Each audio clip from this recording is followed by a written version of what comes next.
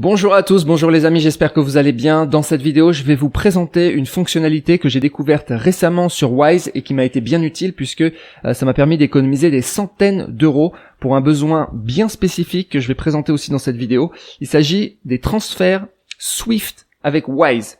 Voilà, alors avant de vous présenter, je vous précise que j'ai ma revue des banques, que si vous voulez vous inscrire sur Wise, qui est une petite pépite dans le domaine bancaire, surtout si vous faites des transferts multi-devises, c'est juste absolument génial.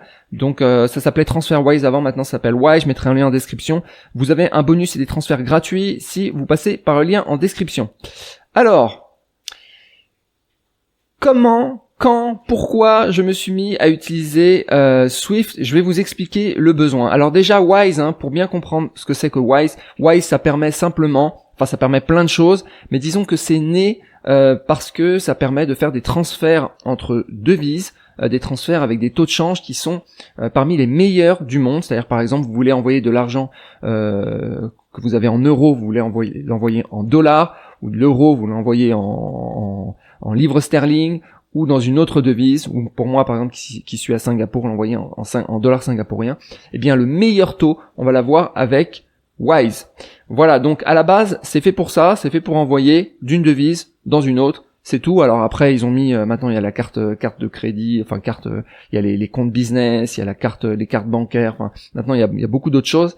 Ça ressemble de plus en plus à une vraie banque, mais à la base, ils sont bons, leur cœur de métier, ce sont les transferts, les frais de transfert. Alors, jusqu'à aujourd'hui, en fait, j'utilisais simplement des transferts de banque locale à banque locale. Par exemple, quand je veux transférer de l'euro dans une banque, alors quand j'habitais à Londres, dans une banque donc au Royaume-Uni, eh bien, je fais un transfert d'une banque locale, c'est-à-dire de ma banque en France par exemple, à ma banque au Royaume-Uni, dans le réseau local anglais, et Wise fait le transfert, et ça se passe comme ça, et ça se passe très bien. Pas de problème. Pareil, sur Singapour, je vais envoyer de l'euro à Singapour, en dollars singapouriens local dans une banque locale. Pas de problème. Wise, j'envoie l'argent chez Wise en euros. Ils le convertissent avec une moulinette. Ils le moulinent en dollars singapouriens. Ils l'envoient directement sur ma banque à Singapour en dollars singapouriens. Pas de problème. Si vous avez une banque aux États-Unis, c'est la même chose. Euros. Wise mouline vos euros, les envoie en dollars avec le meilleur taux possible. Donc c'est ça l'idée. Jusque-là, il n'y a pas besoin de Swift. Quand est-ce qu'il va y avoir besoin de Swift? Alors, je vais vous expliquer. Alors, je vous précise ici, en fait, les fonctionnalités. Ici, tout ce que je viens de décrire de local bank à local bank, de banque locale à banque locale, c'est ici par défaut, vous voyez ici. Mais vous avez la possibilité de cliquer sur Swift. Voilà, alors c'est ça que j'ai utilisé, je vais vous expliquer pourquoi. Alors pour ça je vais vous donner le cas d'utilisation et vous pouvez remplacer ce que je vais raconter sur Singapour par le Royaume-Uni, par la Suisse, par l'Australie, par ce que vous voulez en fait, ça va fonctionner aussi, il y aura toujours ce même besoin. En fait ce que je voulais c'est simplement prendre mes euros dans une banque française et les investir sur des ETF américains, donc des ETF S&P 500 ou des ETF or, comme le GLD, que j'ai déjà présenté, tout ça j'ai déjà présenté dans d'autres vidéos.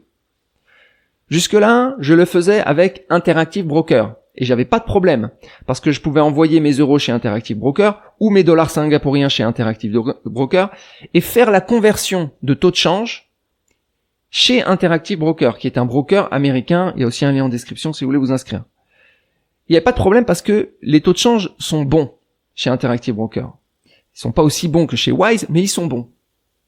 Par contre, si vous faites des transferts de taux de change dans une banque traditionnelle, que ce soit une banque française, je sais pas, vous faites ça, Société Générale, BNP, Crédit Agricole, les taux sont extrêmement mauvais. Et si vous le faites partout ailleurs dans le monde, ils sont extrêmement mauvais aussi. Donc il faut toujours éviter de faire des conversions de devises dans des banques de détail classique. Donc ça c'est le point à éviter. La conversion, faut la faire sur Wise. Donc moi, à aujourd'hui, j'utilisais Interactive Broker, pas de problème. Et je me suis dit, comme j'ai un compte titre à Singapour, je me suis dit, c'est cool. Je vais investir sur des ETF américains à Singapour. Et là, j'ai été confronté à un petit problème. Parce que si j'envoie de banque locale France à banque locale Singapour, on part d'euros, on arrive en Singapour dollar. Derrière, quand ça arrive en Singapour dollar dans la banque de Singapour, je vais devoir le convertir en dollars américains. Et là, je vais me faire exploser. Parce que le taux de change est très défavorable dans cette banque.